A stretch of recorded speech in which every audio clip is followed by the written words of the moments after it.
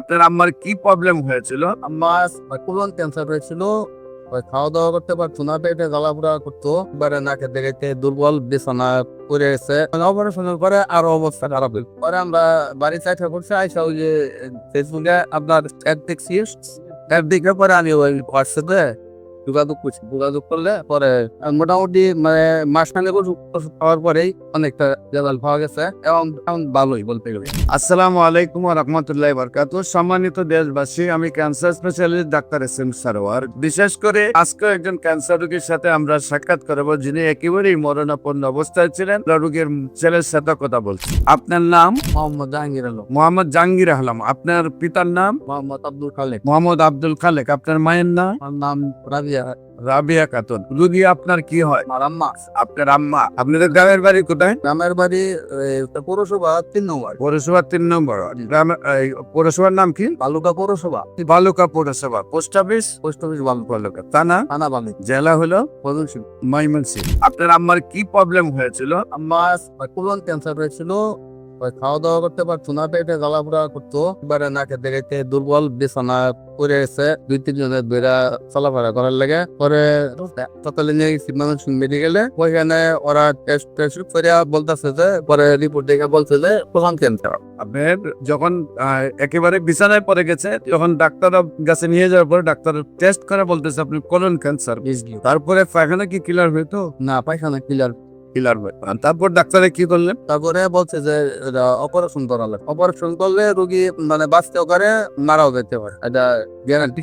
পরে আমরা একবার প্রথমে ভয় পেয়ে গেছি, তখন অপারেশন না করে বাড়িতে নিয়ে এসে পরে এভাবে আরো 2-3 মাস গেছে। যাওয়ার পরে রোগী পেলে আস্তে আস্তে আরো খারাপের দিকে যাইতেছে। পরে চিন্তা করলাম যে বাঁচতে পারবো বললে মোট দয়া অপারেশন করাইলে। পরে আবার নিয়ে গেছি মেডিকেলে, দয়া ভর্তি করাইলাম। ভর্তি করে প্রায় মাসটা হাসপাতালে থাকছি। তারপরে অপারেশনের ডেট দিছে, পরে অপারেশন করা হয়েছে। অপারেশন করার পরে 7 দিন পরে ছুটি দিছে।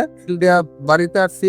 বাড়িতে আসার পরে মানে অপারেশনের পরে আরো অবস্থা খারাপ হইল এবং আরো মরার অবস্থা। পরে আবার গেছি ডাক্তার এনে, ওরা তখন কিছু বলে যে ক্যান্সার, এটা ক্যান্সারের চিকিৎসা আলাদা ভাবে নির্লাগ কিছু। আমরা তো ভাবছি যে অপারেশন করা হয়েছে মানে এটা রোগ শেষ, ভালো হয়ে গেছে। তারা আর বলে নাই যে ক্যান্সারের পরবর্তীতে থেরাপি দিতে লাগবো বা কিছু দেওয়া লাগবো বলার। পরে মাসখানিক আছে, মাসখানিক পরে ওই যে সার্জারি বিভাগের যে প্রধান, উনি বাহিরে ক্লিনিকে প্রাইভেট ভাবে দেখে, ওনার এখানে আমরা প্রাইভেট ভাবে দেখাইছি। পরে ওই স্যারের গেছি, স্যারে বলতেছে আপনারা এখন কেন আসছেন, রুগীটার একবারে মানে মাইরা নিয়ে আসছেন শেষ পর্যায়ে, এতদিন কেন আপনারা চিকিৎসা শুরু করেন নাই? আমরা বলছি আমাদের কিন্তু স্যার হাসপাতাল থেকে বলে নাই যে এটা ক্যান্সারের চিকিৎসা করতে কিছু, আমরা তো জানি। পরেও এখান থেকে আর ডাক্তার চিকিৎসা দেয় না, দিলে আমরা বাড়িতে একটা বসছি। আইসা ডাক্তারের চিকিৎসা দেয় নাই, বলতে আর চিকিৎসা নাই, আপনার বাড়িতে চলে যাবো। পরে আমরা বাড়ি চাইতে করছি, আইসা ওই যে ফেসবুকে আপনার অ্যাড দেখছি, অ্যাড দেখে পরে আমি ওই হোয়াটসঅ্যাপে যোগাযোগ করলে পরে আমি এতটা বিশ্বাস করিনি। পরে আমি একদিন আমার সরকারের নিয়ে আসছি, মানে এখানে লোকের সমুদ্রে আসছি যে এটা আসলে কতটা সত্য যাচাই করার জন্য। তাইটা উপরে দেখে গেছি, দেখছি যে না ঠিক আছে। তারপরে 1 সপ্তাহ পরে আমি আমাকে নিয়ে আসছি, আর 4 মাস আগে মোটামুটি মানে মাসখানেক ওষুধ খাওয়ার পরেই অনেকটা রেজাল্ট পাওয়া গেছে এবং মোটামুটি এখন ভালোই বলতে গেলে। আপনি আল্লাহ রসের সম্মতে নিয়মিত 4 মাস ওষুধ খাওয়াইছেন, এখন ভালো আছেন উনি। সম্মানিত দেশবাসী, বিশেষ করে আপনারা জানেন কোলন ক্যান্সার এটা হলো সবচেয়ে বেশি প্রবলেম, যেটা হলো বায়ু পথে যখন বাথরুম আসে না, জ্বালা যন্ত্রণা ব্যথায় মানুষের 1 ঘন্টাও বসে থাকার সুযোগ থাকে না। সেইখানে ওনারা কয়েক মাস চিকিৎসা করার পরেও ডাক্তাররা লাস্টে বলেছেন যে আর চিকিৎসা নিয়ে আপনার বাড়িতে নিয়ে যান।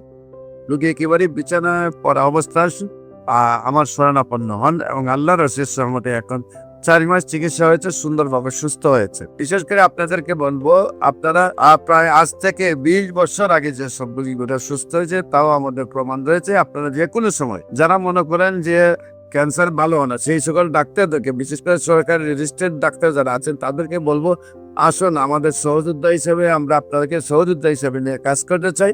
আমরা সারা বিশ্বটাকে ক্যান্সার মুক্ত করতে চাই।